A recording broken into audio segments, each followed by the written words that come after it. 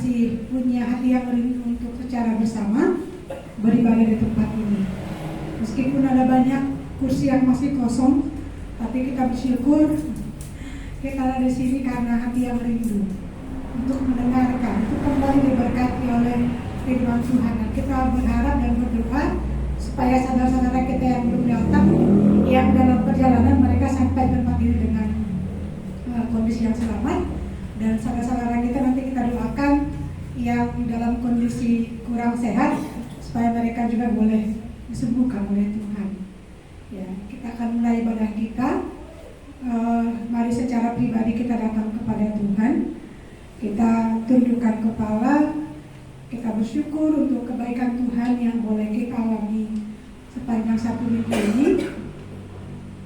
Di tengah-tengah kondisi cuaca yang tidak baik, tengah-tengah kondisi tubuh kita yang kurang nyaman, tapi kita mau bersyukur kepada Tuhan karena sampai hari ini kita boleh menikmati bahwa Tuhan menyertai kita, bahwa Tuhan tidak pernah meninggalkan kita, bahwa Tuhan senantiasa ada bersama-sama dengan kita.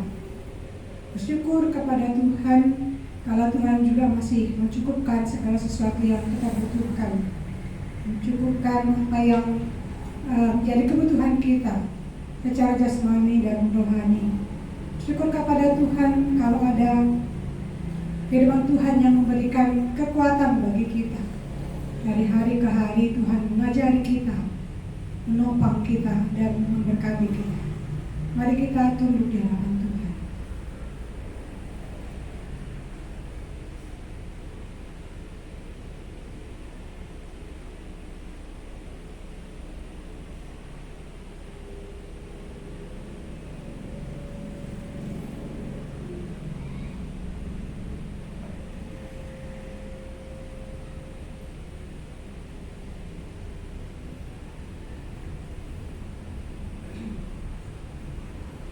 Amin.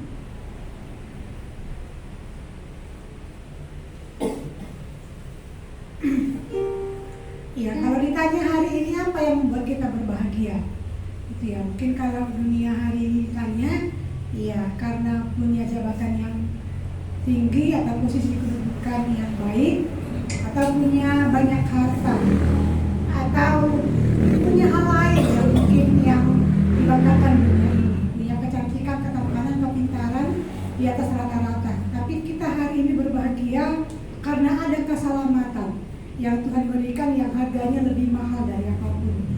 Karena bayarannya adalah nyawa Tuhan Yesus sendiri. Kita berbahagia, kita bersuka cita, ada keselamatan, ada jiwa yang sudah ditebus oleh Tuhan. Kita akan mulai ibadah kita. Kita puji nama Tuhan dari buku lagu nomor 23. Aku memuliakan Tuhan dan hatiku bergembira dalam Dia.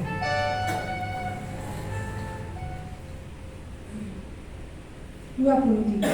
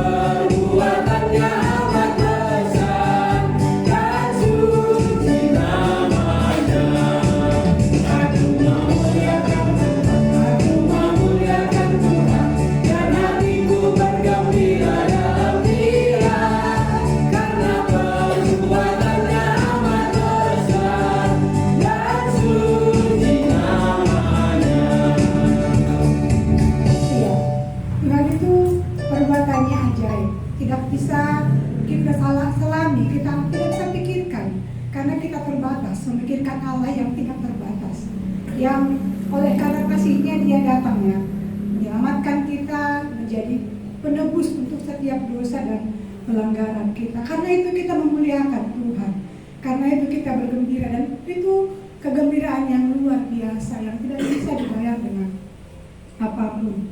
Dan Tuhan itu namanya ajaib gitu. Jadi kita punya alasan yang besar untuk memuji Tuhan, kita punya alasan yang besar untuk bergembira. Itu karakter Tuhan, dia punya kasih, dia namanya suci, dan dia sanggup melakukan perkara yang besar. Kita nyanyikan lagu ini sekali lagi, aku memuliakan Tuhan dan hatiku bergembira dengan dia. Boleh nyanyikan dengan bertepuk tangan.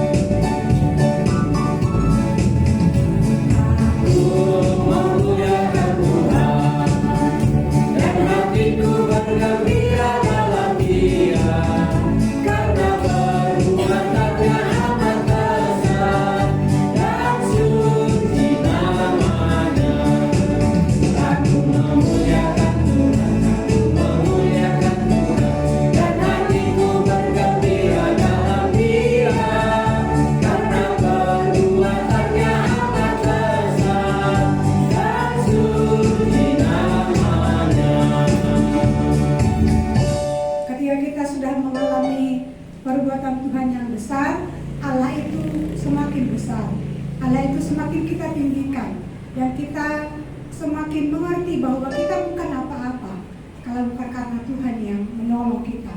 Kita tidak bisa mengerjakan apapun kalau bukan karena Tuhan yang berikan kepada kita kekuatan. Kita terus puji Tuhan dari buku lagu 197, hidupku bukannya aku lagi. 197.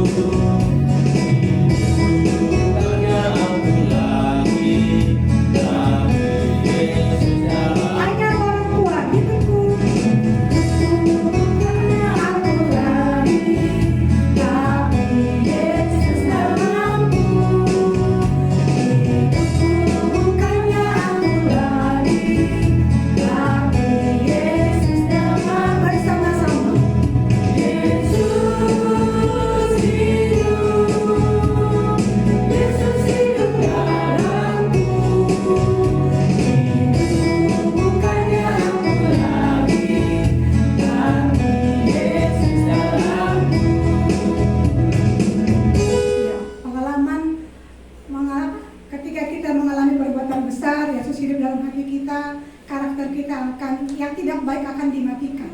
Karena itu adalah dosa yang tidak berkenan kepada Tuhan. Kita akan membaca dari ayat firman Tuhan, Amsal 16. Amsal 16 ayat 5 dan ayat 6.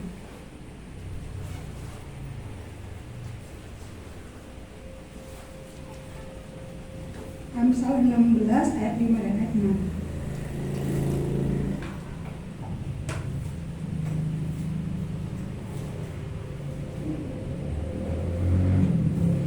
Yang laki-laki nanti membaca ya ayat 5, yang perempuan membaca ayat 6.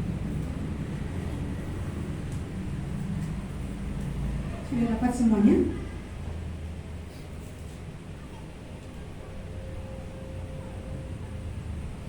Dua-dua, ya. Tiap-tiap orang yang tinggi hati adalah kebencian bagi Tuhan. Sungguh ia tidak akan luput dari hukuman. Dengan kasih dan kesetiaan, kesalahan diampuni, karena takut akan Tuhan orang menjauhi kejahatan. Ya, dengan kasih kesetiaan Tuhan, dengan kasih Tuhan yang besar, Dia mati untuk kita. Bayarannya bukan emas dan bukan perak. Bayarannya bukan harta yang ada di dunia ini yang bisa digantikan oleh manusia, tapi bayarannya adalah dosa. Bayarannya adalah tubuh Tuhan. Bayarannya adalah nyawa Tuhan sendiri yang Tuhan pertaruhkan supaya kita beroleh keselamatan. Kita puji nama Tuhan dari lagu yang saya kirimkan tadi di grup. Bukan dengan barang fana kau membayar dosaku, dengan darah yang mahal yang baru dan cerah. Kita nyanyikan lagu pujian ini.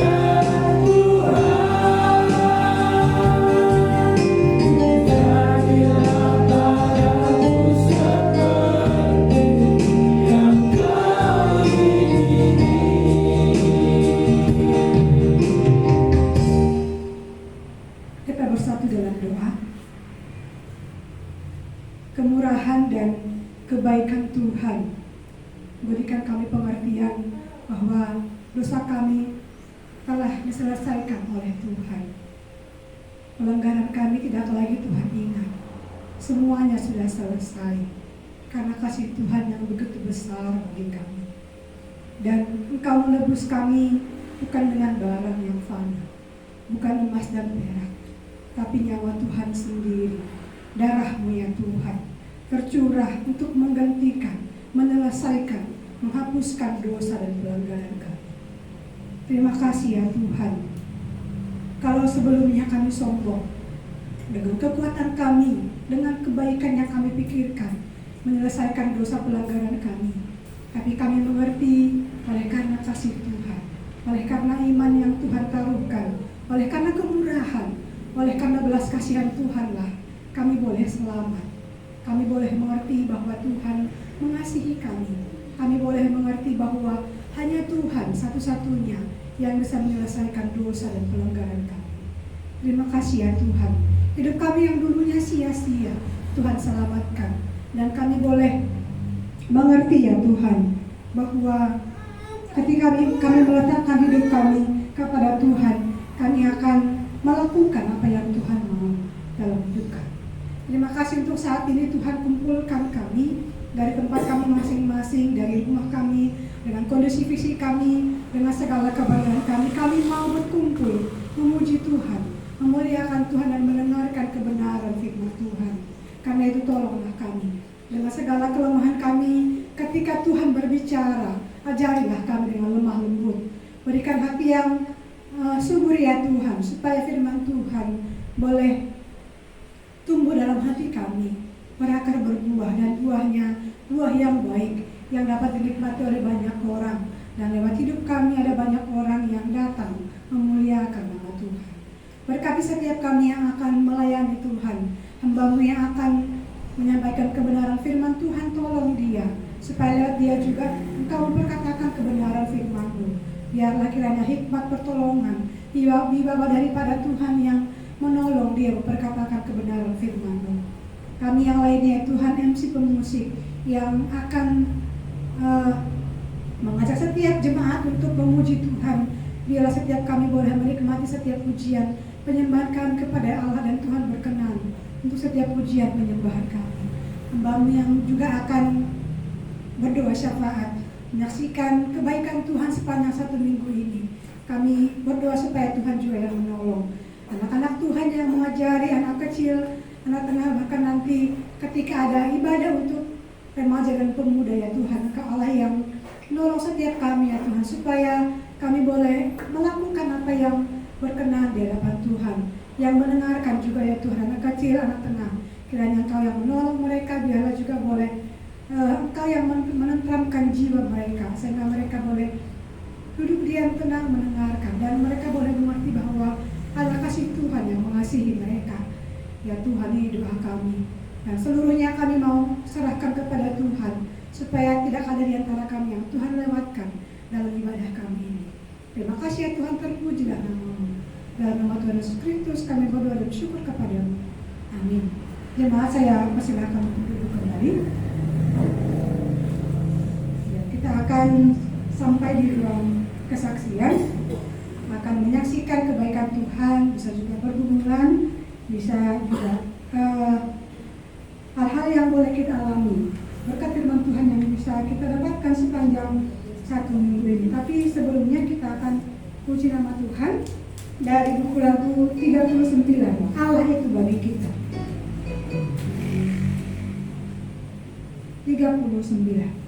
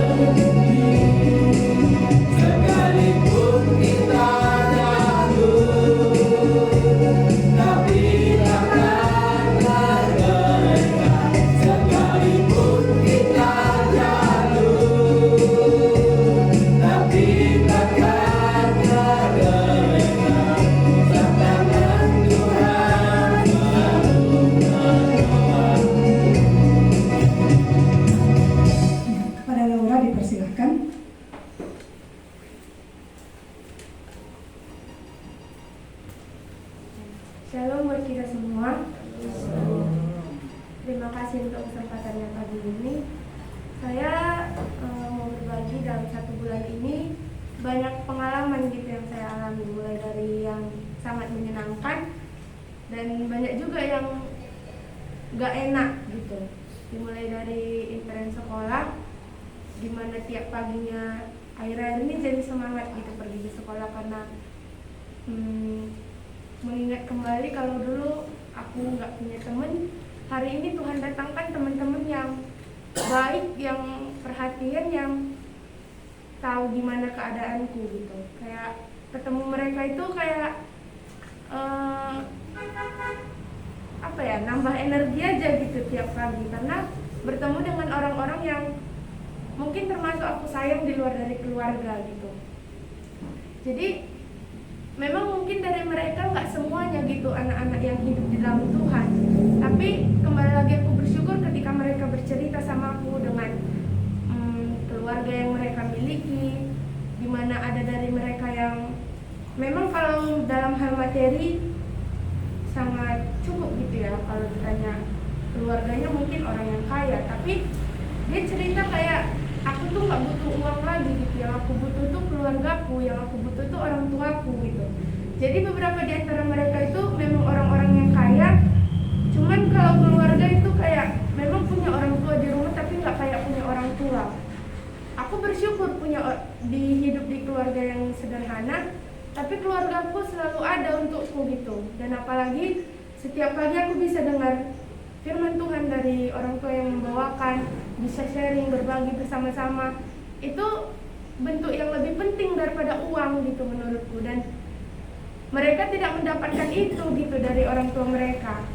Lalu ada yang bercerita, misalnya memang keluarganya harmonis, tapi salah satu orang tuanya udah nggak ada gitu. Dan ini sangat kayak Tuhan menegur aku kembali untuk bagaimana aku harus selalu bersyukur gitu setiap hari gitu. Dengan apa yang kamu miliki, dengan apa yang kamu punya, pergunakan dengan sebaik mungkin dan hargai waktu dengan sebaik mungkin gitu. Karena terkadang dengan teman-teman yang aku miliki masih suka gitu membanding-bandingkan diriku dengan orang lain. Tapi karena hal ini Tuhan izinkan gitu terjadi untukku, kayak Tuhan memang menegur aku gitu dalam hal ini untuk bersyukur setiap hari. Bersyukur aku punya orang tua di mana aku dalam jarak yang mau aku jauh ataupun dekat, mereka tetap mengingat aku gitu. Walaupun kayak kemarin lomba kan nggak ibadah di sini, tapi aku ibadah di sana gitu. Waktu kemarin lomba di Percut itu, aku bersyukur gitu, mama dan bapak selalu mengingatkan kayak mana aku udah saat teduh gitu. Itu mungkin menurut orang sederhana tapi berarti buatku gitu. Terus berbagi juga bagaimana pergumulanku dalam 1 bulan terakhir ini, karena tentang kurikulum merdeka gitu. Jadi banyak bahan selalu presentasi setiap hari.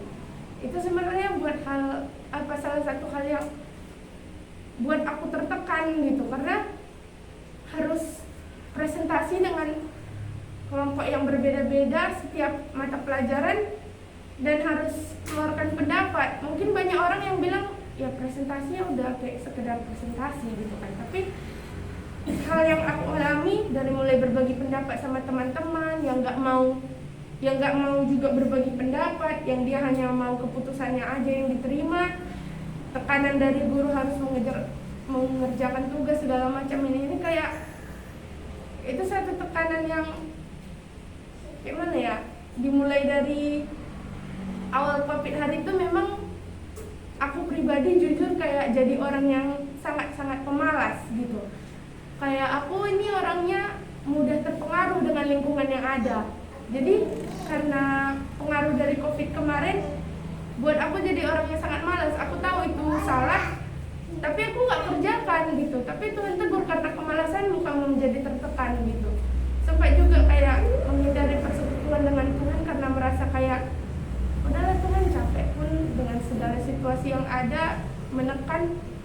Tapi akhirnya Tuhan buat aku sadar gitu, aku menjauhi persekutuan dengan Tuhan bukan malah buat aku tambah tenang, bukan malah buat aku tambah kekuatan, tapi malah buat aku makin tertekan gitu. Kayak dalam satu hari itu kalau nggak berdoa gitu sama Tuhan, kayak ada yang kurang, kayak aku nggak bisa menjauhi dosa-dosa, misalnya dari dalam hal perkataan gitu. Kayak ketika aku semakin jauh dari Tuhan, ya itu berpengaruh buruk buatku gitu. Dan Tuhan tegur, kamu tuh malas, kamu tuh kayak gini karena dirimu sendiri gitu. Jadi sebenarnya aku selalu mau hidup dalam zona nyaman gitu, nggak mau keluar dari zona nyaman itu tadi, karena pengaruh juga untuk berbuat sesuatu. Kemarin juga PDP, kemarin waktu kami meeting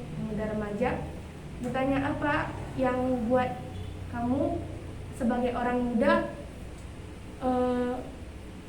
takut untuk memulai sesuatu yang baru gitu ya. Aku bilang di luar overthinking, karena takut dengan anggapan orang yang ketika aku mengerjakan ini orang menganggap itu nggak sesuai gitu dan langsung dijudge gitu. Padahal aku belum memulai apapun gitu, tapi udah duluan memikirkan hal jauh yang lebih, yang mungkin nggak akan terjadi daripada itu. Dan di situ Tuhan tegur gitu, sebagai anak muda harus berani berbuat sesuatu gitu, melakukan sesuatu, membuat karya, apalagi anak yang hidup di dalam Tuhan. Kemarin juga bapak tentang kemampuan gitu ya. Di sini sebenarnya kalau ditanya sebenarnya talentamu apa, belum tahu jelas aku punya talenta apa yang dikasih Tuhan. Tapi itu tadi, karena kemalasan, nggak mau keluar dari zona nyaman, ya udah gini-gini aja dulu, nantilah.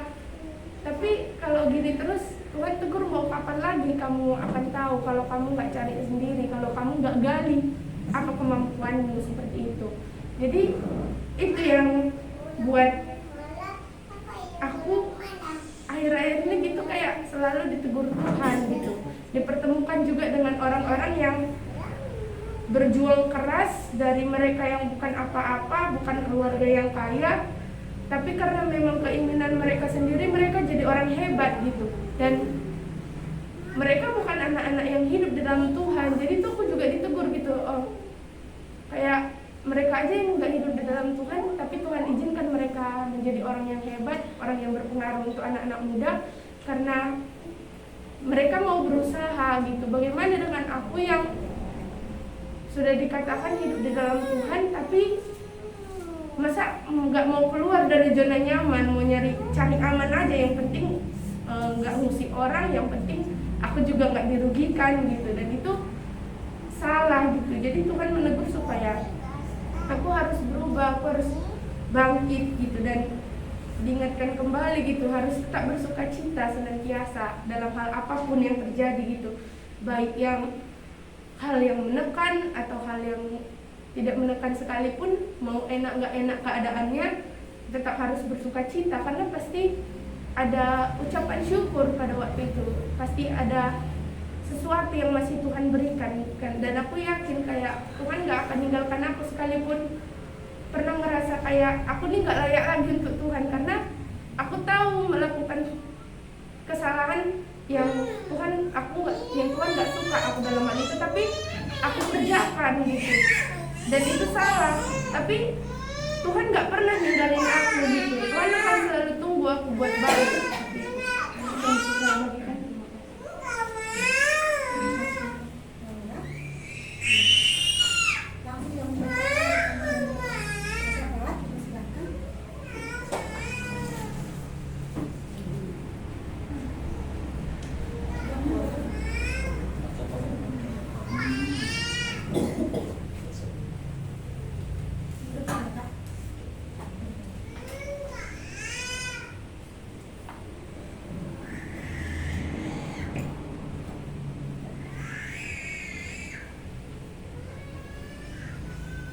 Ya baik, saya akan bacakan pengumuman dari kita hari ini.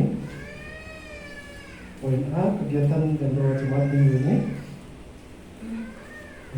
Minggu jam 8.30 ada ibadah pengembangan anak dewasa. Nanti jam 10.30 ada persekutuan pemuda remaja dan mentoring keluarga. Lalu hari Selasa ada jam 3 sore ada rumah belajar. Hari Rabu jam 7.30 malam ada persekutuan doa komunitas.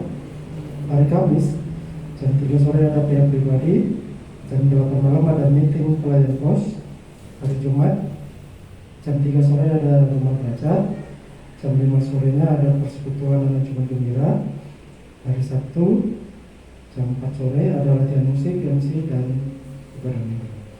Lalu doa syukur dan permohonan doa syafaat. Yang pertama kita akan bersyukur untuk kita yang Tuhan letakkan hari ini. Kita akan berdoa juga untuk pemuda remaja.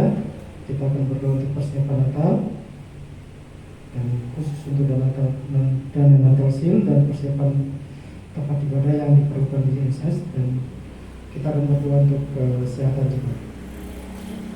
Mari kita berdoa. Tuhan Yesus, terus kami bersyukur kepada Tuhan. Kami berterima kasih kepada Tuhan buat setiap kami yang Tuhan sudah antarkan dari rumah kami masing-masing untuk bersama-sama beribadah pada Tuhan hari ini. Kami bersyukur Tuhan buat setiap kami yang Tuhan dorong untuk bersama-sama kami beribadah. Dan Tuhan hari ini, Tuhan kiranya yang mengemalakan kami melalui pendengaran akan firman Tuhan yang akan disampaikan oleh kami hari ini. Kami juga mengingat saudara-saudara kami yang tidak bersama dengan kami, dimanapun mereka berada, bagaimanapun keadaan mereka, kami berdoa Tuhan Kau yang tetap menolong mereka dalam segala situasi dan memberkati mereka. Kami rindu supaya di minggu yang akan datang kami bisa berkumpul dan bersama-sama beribadah kepada Tuhan di tempat ini. Tuhan, kami juga berdoa untuk persekutuan pemuda remaja setelah ibadah hari ini.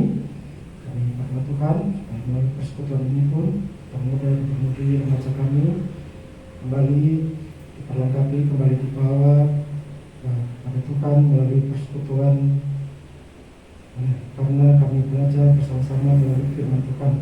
Dan kami berdoa Tuhan buat pemuda, pemudi remaja yang bersama-sama belajar hari ini, Tuhan yang memberkati setiap mereka, dan hamba-Mu yang melayaninya juga Tuhan yang menolong, bukan dia memperkatakan firman Tuhan yang Tuhan menyatakan bagi pemuda-pemudi remaja hari ini.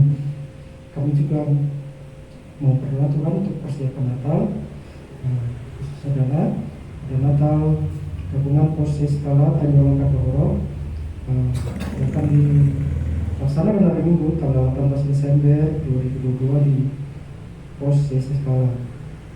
Jika koordinator Bapak Lucia, kami juga berdoa untuk Natal sekolah Minggu juga di Kuala tanggal 18 Desember 2022 jam 2 sore di GKM Kuala, yang dikoordinator oleh Yandi Laura. Kami juga mengingat Tuhan Natal gabungan GKM Kuala 25 Desember 2022 di Cambur Jarbudi yang dikoordinatori oleh Bapak Inia. Kami juga mengingat Tuhan Sil Natal Jumat Gembira yang akan dikerjakan Senin sampai Rabu tanggal 26 sampai 28 Desember 2022 di pos skala yang dikoordinator oleh Manajer. Tuhan, dalam banyak persiapan yang akan dikerjakan, baik latihan-latihan, persiapan acara, serta pembicaraan yang diperlukan untuk supaya persiapan semakin baik, dan orang-orang yang dipersiapkan untuk mengerjakan pelayanan ini kami berdoa Tuhan buat rencana setiap perayaan Natal ini. Kami berdoa supaya kami masing-masing dipercayakan untuk mengerjakannya. Tuhan menolong kami semua agar kami sehati sepikir mengerjakannya, bersama-sama mengumpulkannya dan bersama-sama mengerjakannya seperti yang Tuhan sudah percayakan bagi kami. Kami juga berdoa Tuhan buat tim yang Tuhan percayakan untuk mengerjakannya. Kami mohon Tuhan yang kiranya memberikan kesehatan bagi tubuh kami, supaya itu tidak menjadi alasan bagi kami untuk tidak mengerjakan apa yang Tuhan percayakan. Bagi kami Tuhan di tengah-tengah situasi zaman yang tidak menentu, di mana banyak sakit penyakit, banyak kesulitan, banyak tantangan, kami bersyukur oleh karena Tuhan tetap menolong kami dalam situasi apapun yang Tuhan izinkan. Kami percaya Tuhan tetap memberi kami jalan keluar. Kami juga mau berdoa Tuhan khusus untuk dana Natal dan persiapan tempat yang dibutuhkan di SSC Skala. Kami berdoa Tuhan, kebutuhan dana yang dibutuhkan Tuhan kiranya yang menolong mencukupkannya, memberkati setiap kami, agar kita cuma juga boleh ambil bagian dalam pelayanan ini, supaya tempat yang direncanakan boleh jadi. Dan kami juga berdoa Tuhan buat tukang yang diperlukan untuk menolong membangun, Tuhan menolong memilih orang yang tepat, supaya pembangunan itu boleh berjalan dengan baik dan tidak terlalu lama dikerjakan.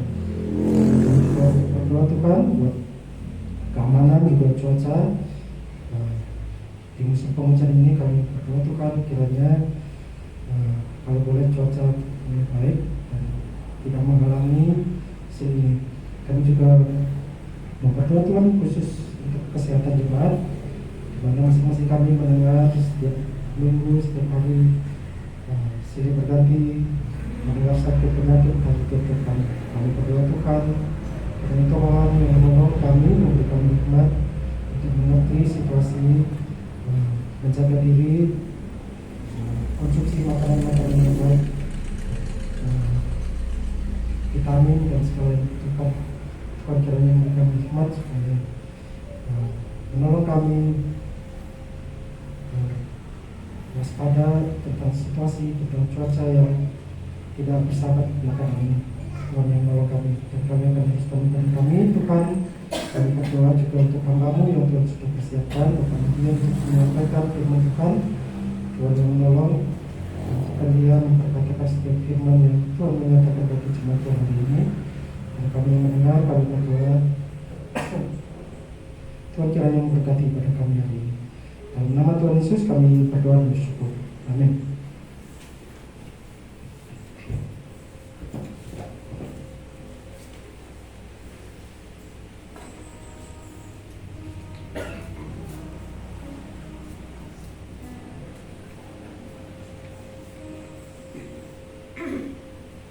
Ya, kita akan melanjutkan ibadah kita. Kita mendengarkan firman Tuhan setelah lagu pujian ini, bahwa ketika kita sudah percaya, kepribadian kita dituntun untuk semakin serupa dengan Tuhan. Ada sesuatu yang berubah. Kalau tadi dibilang Tuhan benci dengan kesombongan, hidup kita yang sia-sia kita tinggalkan karena kita mengerti ada kasih dan kemurahan Tuhan yang Tuhan berikan kepada kita. Ada nilai kekal yang kita kejar dan kita persembahkan kepada Allah. Kita puji nama Tuhan. Aku berubah, sungguh ku berubah waktu ku serahkan hatiku kepada Tuhan Yesus. Jemaat saya undang untuk bangkit berdiri. Setelah menjadi saya serahkan kepada hamba Tuhan.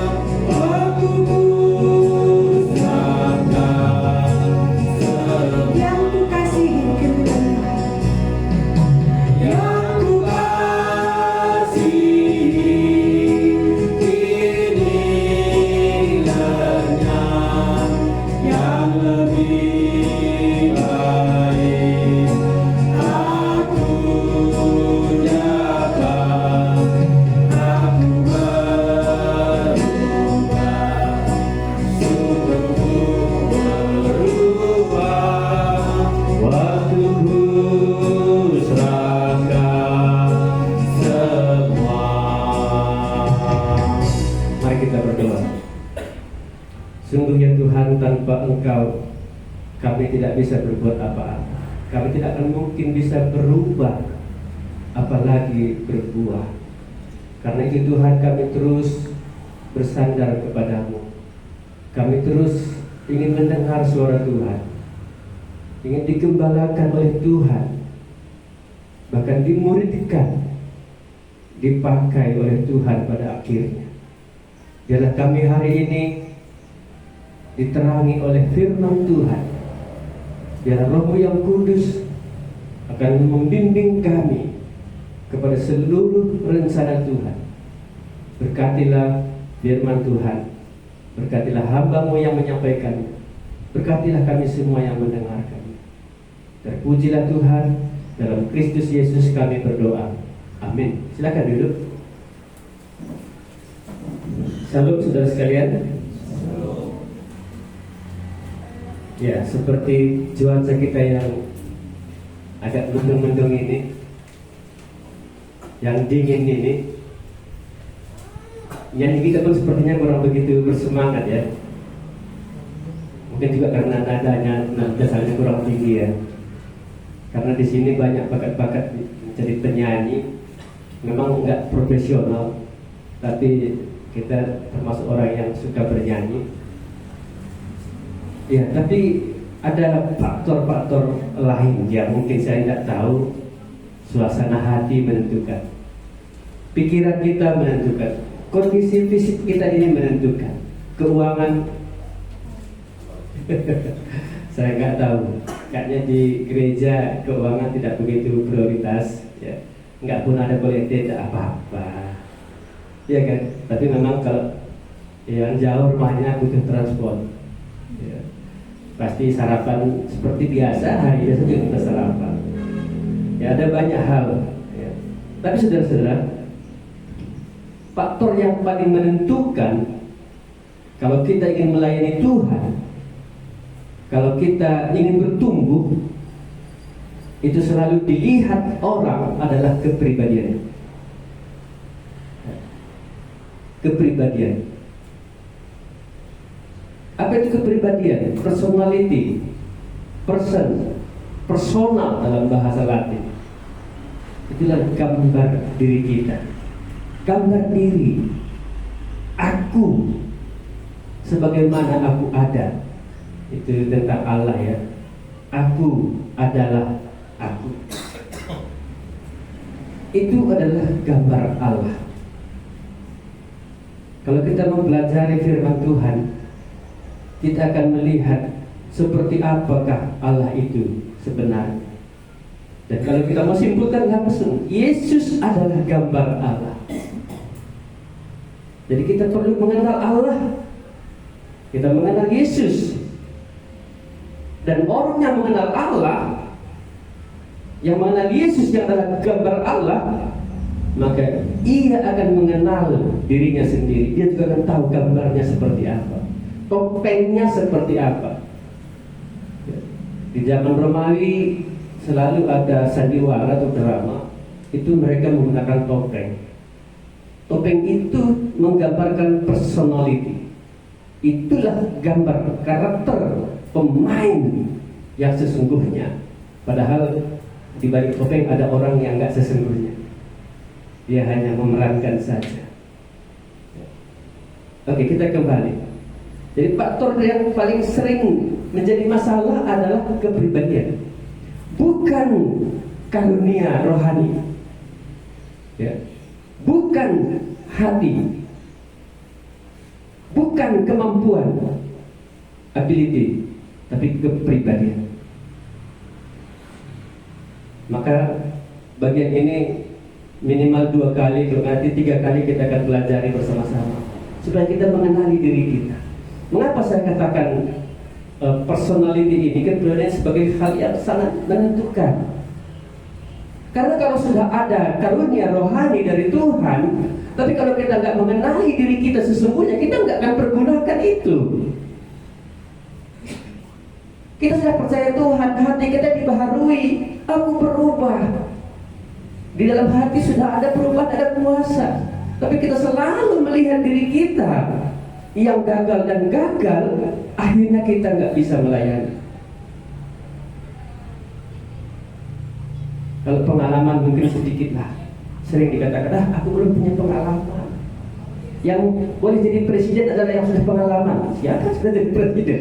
Payah itu nyarinya. Tapi pengalaman juga perlu. Mungkin bukan presiden di Indonesia, tapi presiden direktur, mungkin dia presiden perusahaan atau presiden rumah tangga. Anggaplah rumah tangga itu sebagai keluarga yang hebat, ada presidennya. Ya. Itu soal pengalaman, itu hal yang lain kita bicarakan. Nah, personality, kepribadian, mengenal diri, ini sangat menentukan. Dalam psikologi ini sering dibahas. Orang-orang yang tidak mengenal diri, kemungkinan besar tidak sadar diri. Kalau orang tidak sadar diri, dia pasti tak tahu diri. Ya. Sekali lagi ya, kalau orang tidak mengenal diri, maka orang itu tidak sadar diri. Dan kalau orang tidak sadar diri, pada akhirnya dia tidak tahu diri. Ya, semoga kita memahami kata-kata ini. Kita perlu mengetahui tentang jati diri kita. Kita perlu mengenal diri kita. Kita perlu mengenal semua yang ada di sekitar hidup kita.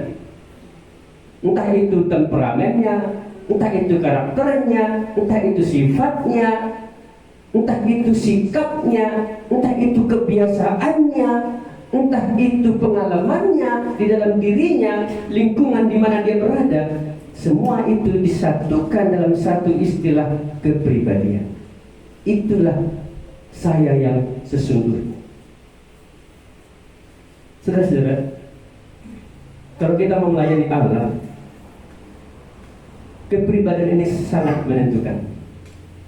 Ada banyak orang tidak melayani karena kepribadiannya masih di bawah standar rata-rata. Dia tidak kenal diri, dia tidak sadar diri, dan dia tidak tahu diri. Pasti nggak akan bisa melayani. Shape yang kita bicarakan dalam sesi ibadah kita itu supaya kita dipersiapkan untuk satu pelayanan. Tapi sebelum kita mengenal diri kita, sebelum kita terjun ke pelayanan itu, kita perlu dibenahi satu persatu. Kita tahu ada karunia Allah. Kita tahu ada hati kita sudah dibaharui, bahkan diberikan kekuatan untuk melakukan banyak hal. Kita juga punya kemampuan. Dari semua pendidikan kita atau pengalaman kita, ada kemampuan itu. Dan sekarang kita sampai kepada kepribadian. Seperti apakah kita? Ada apa denganku? Nah, sebelum kita mengenali diri kita, yang pertama kita perlu mengenali dulu siapa Tuhan. Mari kita membuka Lukas pasal yang kedua. Lukas pasal yang kedua, ayat yang ke-52.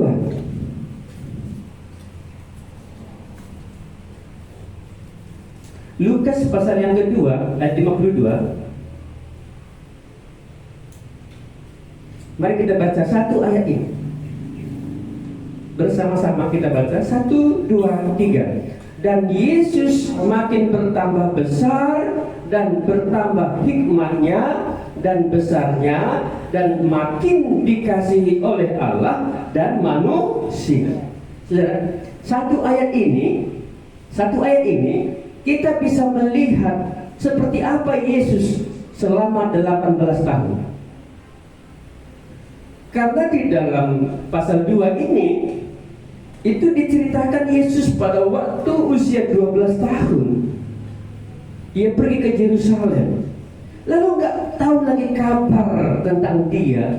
Lalu pada umur 30 tahun dia baru menampakkan diri, dia baru mulai pelayanannya. Berarti dari 12 sampai kepada 30 itu butuh berapa tahun? 18 tahun. Hanya satu ayat ini dalam Alkitab mencatat tentang Yesus. Mengapa sependek itu hanya satu ayat saja? Saudara-saudara, satu ayat tetapi isinya itu sangat-sangat luar biasa. Mari kita melihat poin-poin yang diceritakan di dalam ayat ini. Dan Yesus makin bertambah besar. Saudara, kata makin bertambah besar dan bertambah hikmat dan besarnya, dan makin dikasihi oleh Allah dan manusia. Kata makin itu adalah satu perkembangan, satu kemajuan.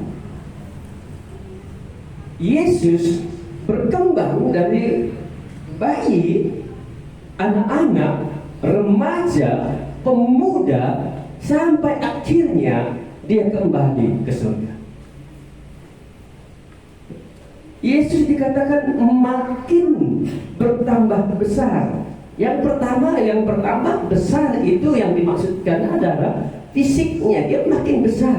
Saudara, Yesus yang digambarkan oleh Lukas di sini adalah ia sebagai manusia. Saya yakin sebagai Allah yang kekal, Yesus tidak membutuhkan ini. Tapi ia sebagai manusia, ia harus bertambah besar. Karena usianya bertambah, fisiknya juga bertambah besar. Mungkin berotot gitu ya. Psikologi seringkali diceritakan dalam hal ini. Bagaimana pertumbuhan jiwa orang itu dilihat apa yang bertambah, apa yang maju, apa yang berkembang di dalam dirinya. Kita perlu mengenal Allah itu melalui Yesus Kristus. Di dalam Yesus Kristus kita tahu seperti apa nanti kehidupannya, kepribadiannya. Kita rasa mendengar pada waktu Yesus berkata, marilah kepadaku semua yang letih dan beban berat, aku akan memberikan kelegaan kepadamu. Kok Yesus bisa ya memberi kelegaan? Dari mana? Belajarlah kepadaku karena aku lemah lembut dan rendah hati. Dari mana? Saudara, kita nggak berpikir tentang bagaimana Yesus berkembang, bagaimana Yesus maju. Ya bertumbuh. Yang pertama secara fisik.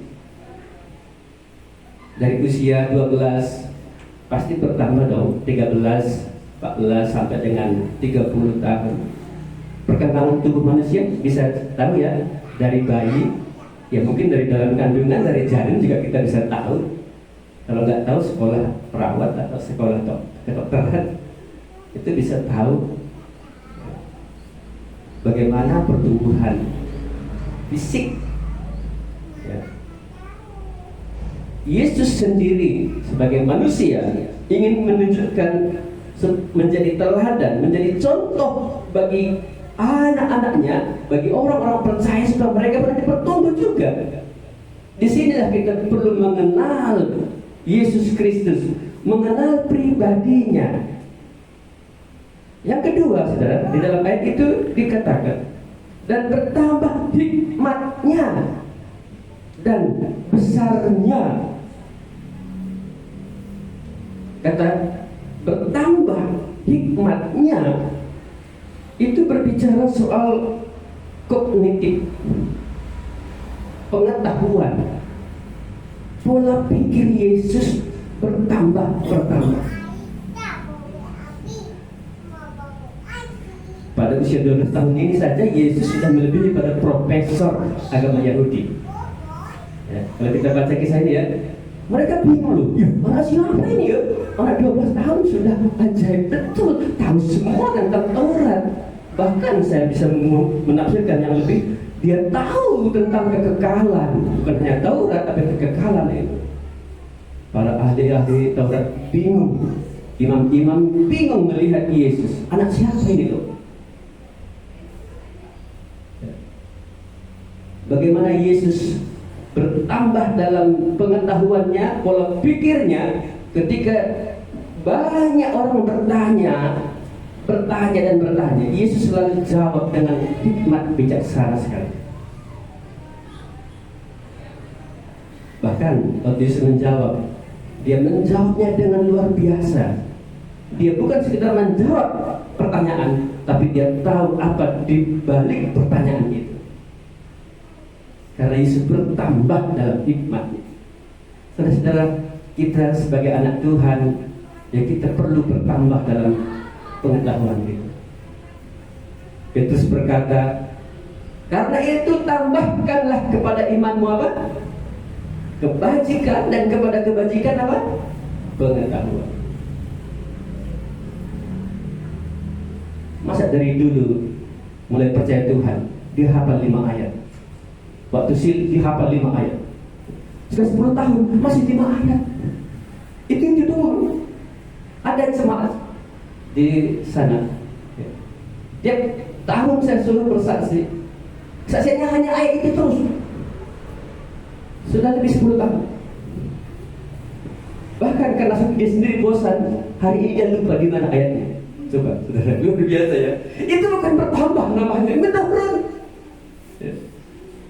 Saya ingin uji juga ini tingkat kemampuan kita, pengetahuan kita. Sudah berapa ayat bisa dihafal? Jangan-jangan yang dahulu sudah dihafal juga sudah hilang hari ini.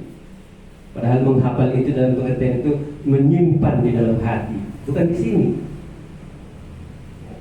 Yang sekolahan itu, kuliah itu simpannya di sini. Makanya begitu tamat, begitu wisuda, nggak tahu lagi apa yang dibahas karena sudah gila. Di sini disimpan, simpannya di sini. Menurut kitab Amsal, menyimpan di dalam hati. Kalau menyimpan dalam hati itu nggak akan hilang-hilang. Karena di mana dia berada, di situ hatiku berada. Yesus bertambah dalam hikmatnya. Hikmat Salomo terkenal hebat sekali. Tapi Yesus jauh lebih berhikmat daripada Salomo.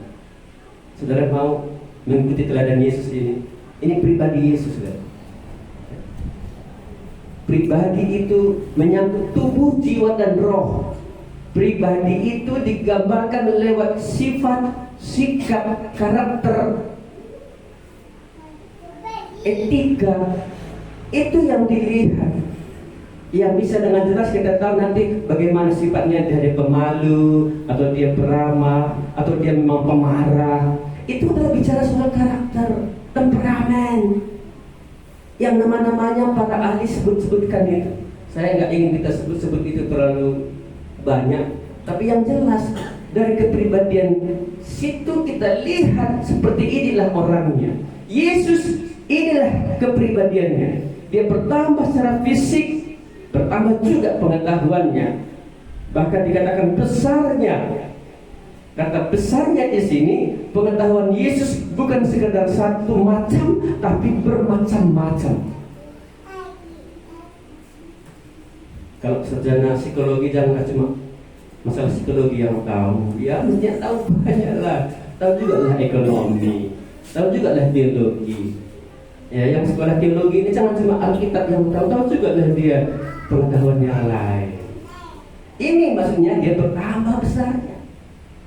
Saudara, yang ketiga, Yesus bertambah nikmatnya dan besarnya dan makin dikasihi oleh Allah. Saudara, kata makin, dia bertumbuh, dia berkembang, dia maju, dia bertambah. Ini dalam hal hubungan dengan Allah, atau sering disebut namanya rohaninya. Secara rohani, Yesus bertumbuh. Saya tidak tahu pertumbuhan rohani kita hari ini seperti apa. Bagaimana hubungan dengan Tuhan hari ini? Apakah menurun dari dulu waktu aku percaya menurun, atau mendatar, atau menanjak, makin naik, bertambah? Seperti apa kita gambarkan hubungan dengan Tuhan? Paling tidak 5 kita gambarkan hubungan dengan Tuhan. Yang pertama, bagaimana doaku, bagaimana hubunganku lewat firman Tuhan saat teduhku, bagaimana ibadahku, persekutuanku, bagaimana kesaksianku, cerita, sharing, berbagi. dan bagaimana pelayanan. Ini gambar hubungan dengan Allah. Kalau kita mengatakan punya hubungan dengan Allah, di situ akan dilihat. Yang keempat, dan makin dikasihi oleh Allah dan manusia, Yesus bertambah maju dalam hubungan dengan manusia. Itu hubungan sosial yang begitu nampak dalam diri Yesus. Saudara-saudara, Yesus bisa menerima, bergabung dengan semua golongan, dengan semua orang. Anak kecil, oke. Anak pemuda, oke. Datang orang muda, Tuhan, apa yang harus dibuat supaya masuk dalam surga? Dia sangat kaya dan belum menikah, dan Yesus menyambut itu. Dia bertemu dengan orang-orang tua, perempuan-perempuan, laki-laki, yang sudah sangat renta. Yesus bisa berkomunikasi baik dengan semua orang. Maka itu tidak ada alasan bagi kita hari ini untuk tidak mengikuti Yesus, meneladani Yesus. Ada anak remaja pernah bilang sama saya, Pak, saya nggak mau ikut Yesus. Kenapa? Karena dari mana saya bisa meneladani dia? Dia nggak pernah menginjak usia remaja. Setelah 12, langsung ke 30. Saya ingin melihat dia. Saya nggak mau lagi ke Tuhan. Sayangnya dia nggak dengar ayat ini. Dan bagaimana karakter Yesus, bagaimana sifat temperamen Yesus terlihat, bagaimana kebiasaan Yesus setiap hari ketika dia bertemu dengan orang-orang. Hubungannya dengan manusia itu bertambah, bertumbuh, makin maju. Apakah sesuai dengan kepribadian yang digambarkan oleh para ahli? Aku kan jiwa, aku kan orangnya ekstrovert, oke. Aku introvert. Saya sih sifatnya melankolis, saya flegmatis, saya sanguinis. Itu boleh-boleh saja. Itu menggambarkan kepribadian orang. Tapi yang menentukan bagaimana orang itu bertumbuh, bertambah, makin besar, makin kaya, makin kuat. Kata makin itu terus menanjak. Makanya kepribadian kita juga nanti akan bertambah. Setelah kita mengenal Yesus Kristus sebagai Allah yang menyelamatkan, juga menjadi teladan bagi kita dalam pertumbuhan dan perkembangan, kita juga akan berkembang. Mari kita lihat 1 Korintus pasal yang kedua. Sebenarnya di sini belum terlihat jelas, tapi kita coba melihat 1 Korintus pasal yang kedua ayat yang ke-9.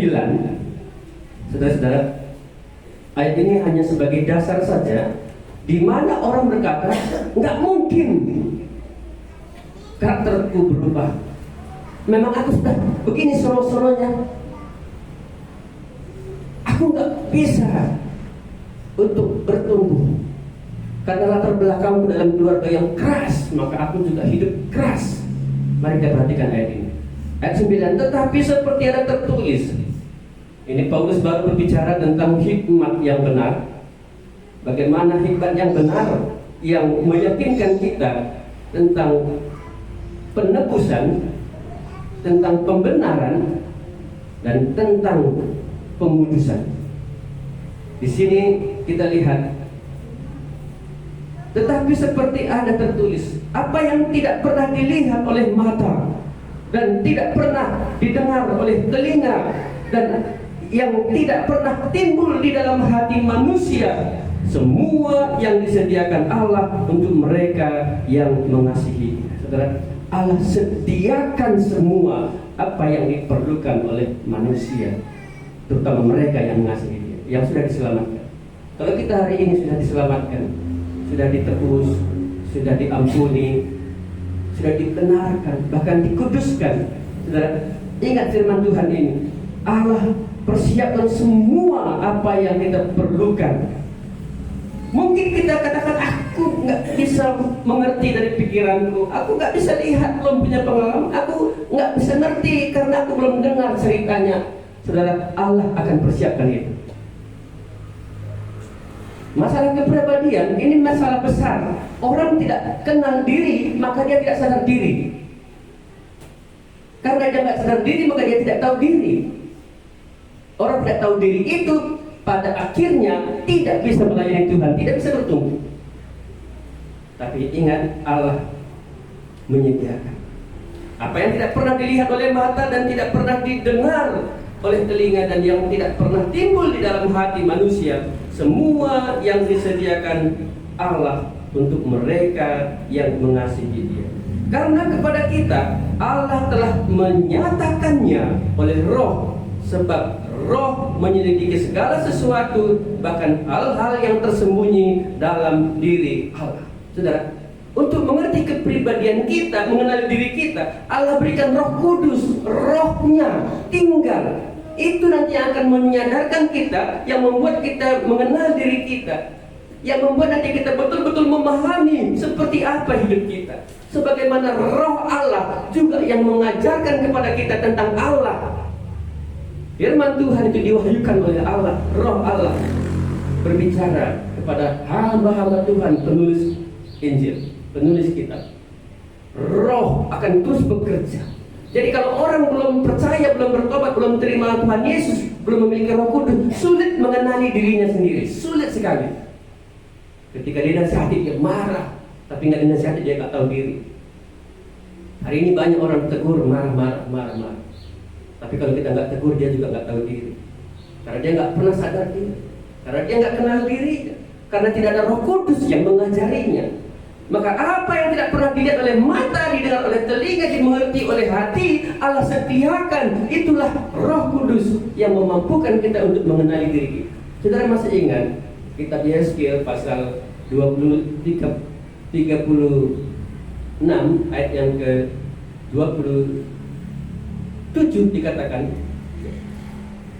Rohku akan kuberikan diam di dalam kamu. Pada waktu Tuhan memutuskan mentahirkan kita dari berhala-berhala itu, pada waktu itu Allah menaruh hati yang baru dan roh yang baru di dalam diri kita. Kalau kita percaya, kita diberikan kuasa Allah ini, pribadi Allah ini, untuk memampukan kita bisa mengenali diri kita. Makanya saya agak curiga juga lihat orang yang mengaku percaya bertobat. Curiga kan nggak salah ya, menuduh itu salah. Curiga, mengapa? Karena sudah ada Roh Kudus tapi kok nggak kenal diri juga, kok nggak sadar diri juga gitu loh. Berarti rohnya nggak berfungsi, atau rohnya sudah padam, atau mati kali, atau keluar lagi balik. Teologi apa ini? Saudara, waktu kita percaya dimenteraikan oleh Roh Kudus loh. Dan Roh itu akan menerangi, mengajari, membimbing, menyadarkan kita. Minggu depan akan kita lihat itu pada tema yang sama ya, karena minggu depan pertukaran mimbar. Ya, di situ kamu dibaharui dalam roh dan pikiranmu. Ini hanya dasarnya saja kita hari ini mengenali diri. Ya, kita bisa mengenali diri kita karena ada Roh Kudus. Allah berikan rohnya di dalam kita. Makanya kalau orang belum tertobat, belum lahir baru, saya sangat-sangat tidak yakin dia mengenali dirinya dengan benar. Kalaupun dia tahu dirinya, dia sadar dirinya, itu tidak akan pernah 100%.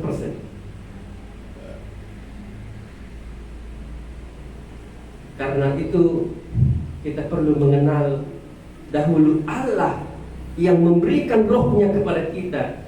Dan kita bisa belajar daripadanya, dan kita pun akhirnya tahu siapa diri kita.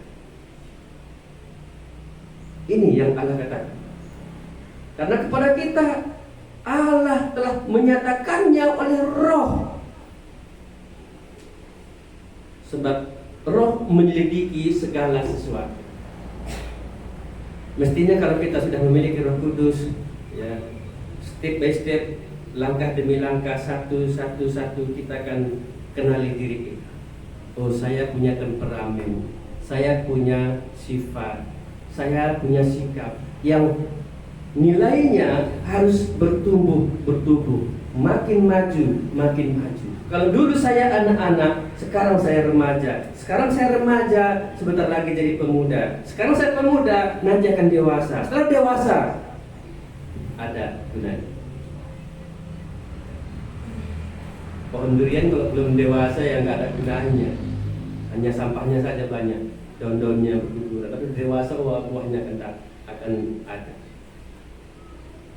gereja ini dipersiapkan supaya menjadi dewasa, menjadi satu dan dewasa.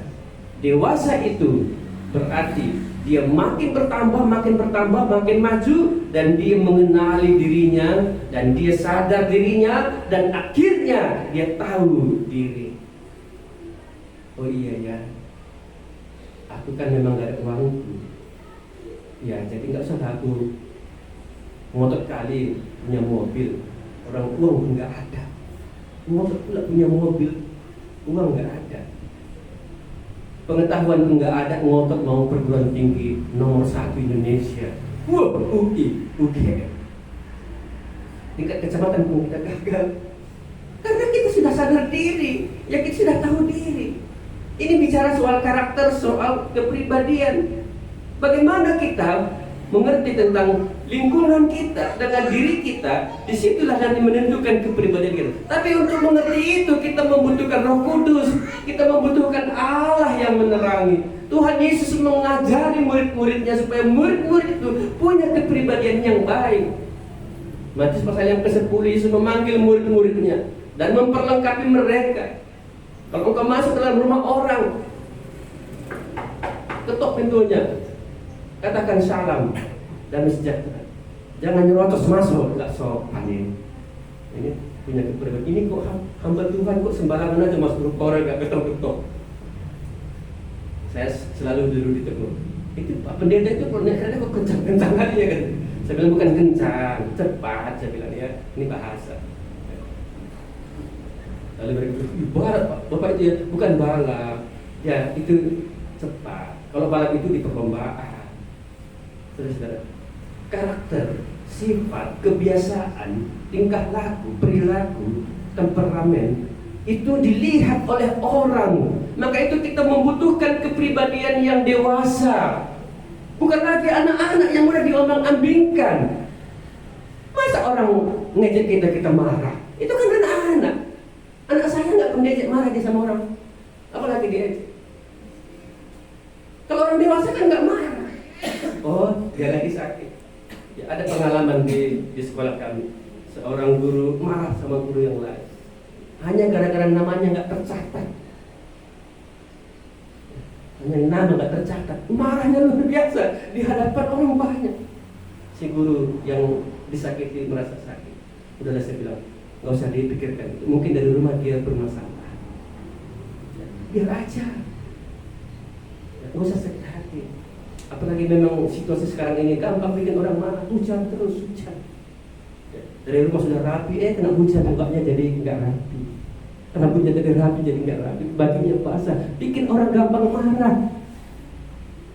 Butuh kepribadian yang dewasa. Karena itu kita membutuhkan Roh Allah. Kita membutuhkan Tuhan yang memimpin mengajari kita. Ayat ke-11, siapa gerangan di antara manusia yang tahu apa yang terdapat di dalam diri manusia selain roh manusia sendiri yang ada di dalam dia?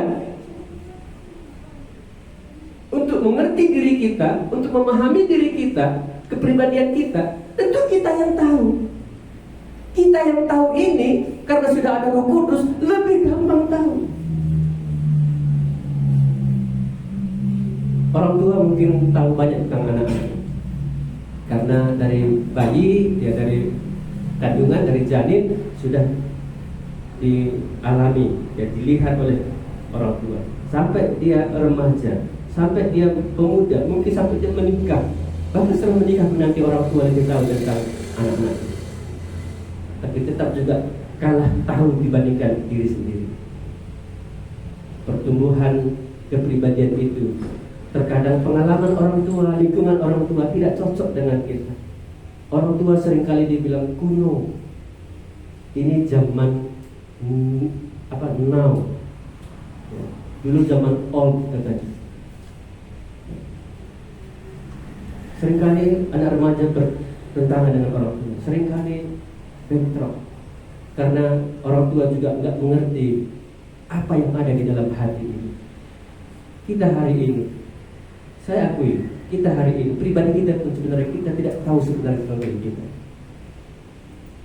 Tapi itulah yang paling tinggi menurut dunia ini.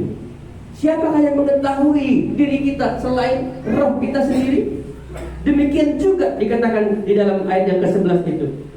Demikian pula tidak ada seorang yang tahu apa yang terdapat di dalam diri Allah selain roh Allah. Jadi kita perlu sekarang ini mengoreksi roh kita, hati kita. Seperti apa nanti diri kita, itu nanti lihat hati kita, lihat pikiran kita, pola pikir kita, lihat perasaan kita, lihat keinginan kita, lihat sikap kita, perbuatan kita. Di situ nanti akan kita katakan, inilah aku, inilah aku.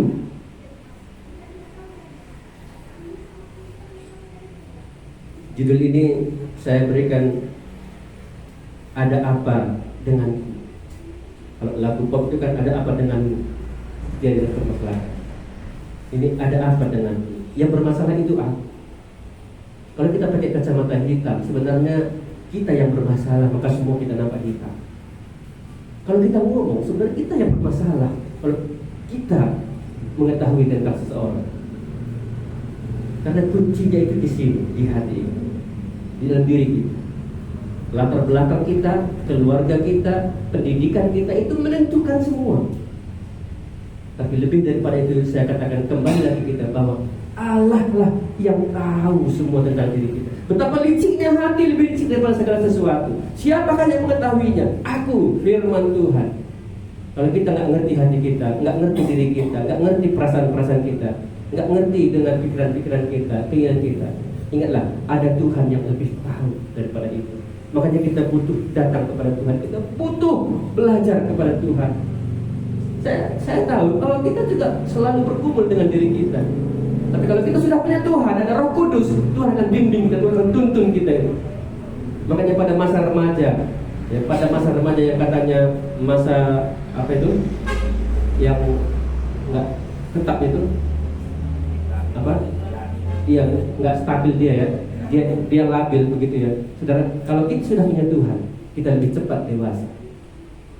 Makanya alangkah indahnya sejak anak-anak dia sudah kenal Tuhan, supaya ia memiliki kestabilan di dalam dirinya. Dia bisa menerima dirinya, bukan hanya menerima dirinya, dia juga bisa menerima orang lain. Ini kepribadian. Ya. Seperti apa kepribadian kita harus tahu. Ya, menurut ilmu ahli, ya ahli psikologi ataupun ahli filsafat, tadi saya sudah singgung, ada sanguinis, ada koleris, ada melankolis, ada flegmatik, ya, ada ekstrovert, ada introvert. Itu adalah nama-nama untuk kepribadian kita. Seperti apa kita?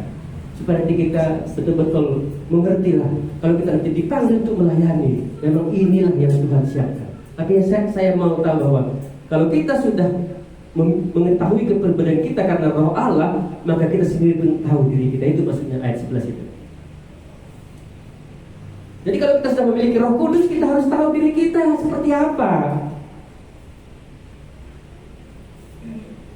Jangan sampai kita mengaku percaya Tuhan, tapi kepribadian kita tetap nggak tahu diri, nggak sadar diri. Yang ini yang saya khawatirkan. Hari ini Tuhan beritahukan kepada kita bahwa Allah yang memberikan kepada kita rohnya, supaya kita sadar diri, supaya kita tahu diri. Lalu setelah roh itu ada, maka roh kita akan diajari dan kita mengerti tentang diri kita. Ini maksudnya. Ayat yang ke-12, kita tidak menerima roh dunia, tetapi roh yang berasal dari Allah, supaya kita tahu apa yang dikaruniakan Allah kepada kita. Wah, indah sekali, saudara. Kita bukan saja tahu diri kita, tapi kita juga tahu apa yang Allah karuniakan kepada kita. Sehingga pada waktu kita melihat orang lain, kita nggak marah kalau mereka mengejek, menghina, kalau mereka membuli kita, kalau mereka menjauhi kita, mereka tidak peduli dengan kita tidak akan pernah marah, karena karunia Allah jauh lebih besar daripada semuanya itu. Orang yang sudah mengerti pribadinya, kepribadian, dia tidak gampang marah, tidak kecewa, tidak sakit hati. Ya, menangis sih boleh, tapi jangan sering-sering menangis. Saudara, Karena ada karunia Allah yang sudah kita alami, kita miliki. Ini yang membuat kita bertumbuh, berkembang, makin besar. Jadi, apa yang akan terjadi? Pasal 6 ayat yang ke-20. Kita baca sama-sama.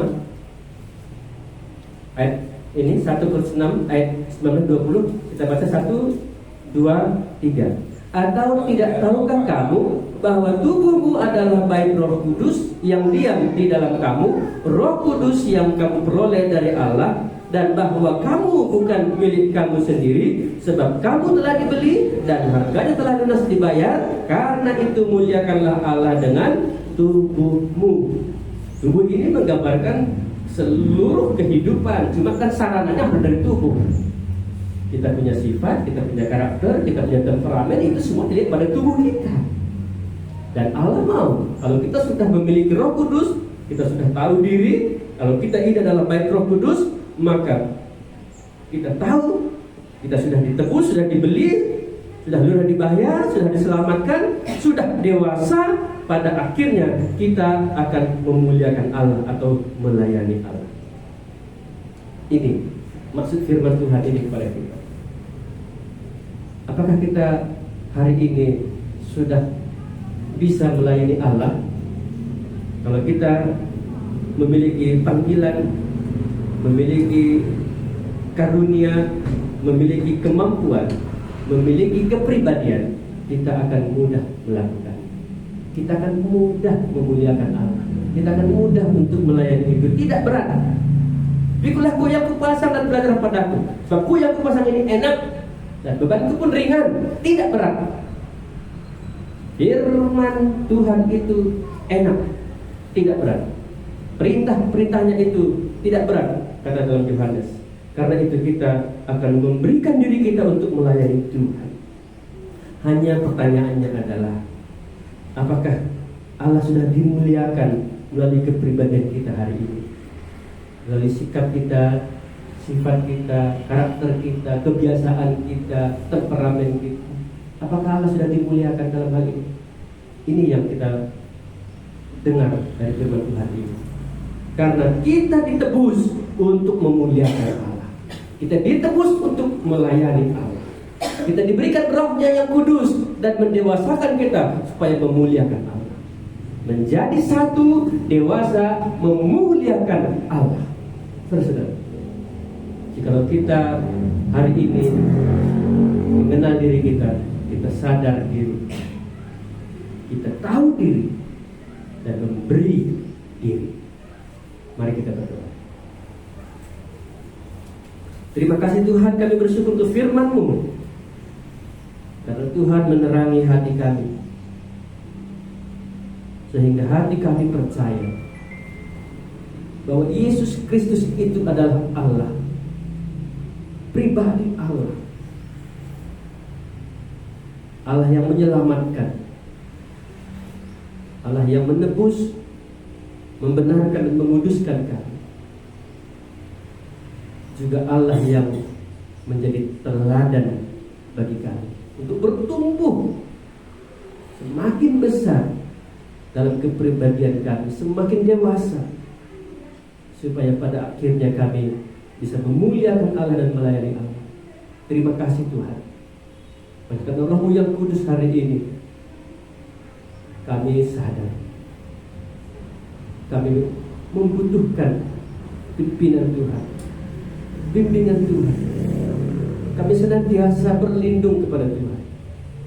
Kalau ada di antara kami ini sampai hari ini belum juga mengerti tentang kepribadiannya sendiri, Tuhan, hamba-Mu ini berdoa, kiranya firman Tuhan ini, Roh Kudus yang akan berbicara terus sampai semuanya kami menjadi dewasa. Ini doa kami. Pada akhirnya kami akan memberi diri untuk melayani Tuhan, untuk memuliakan Tuhan. Kami akhiri ibadah ini dengan penuh syukur. Biarlah kasih karunia dan damai sejahtera yang daripada-Mu, kekuatan, penghiburan dari Roh Kudus, kiranya terus akan membawa kami ke dalam rencana Tuhan. Itulah yang akan menyertai kami hari ini sampai Tuhan datang kedua kali. Amin. Kepada Allah beri puji. Kepada Allah beri puji,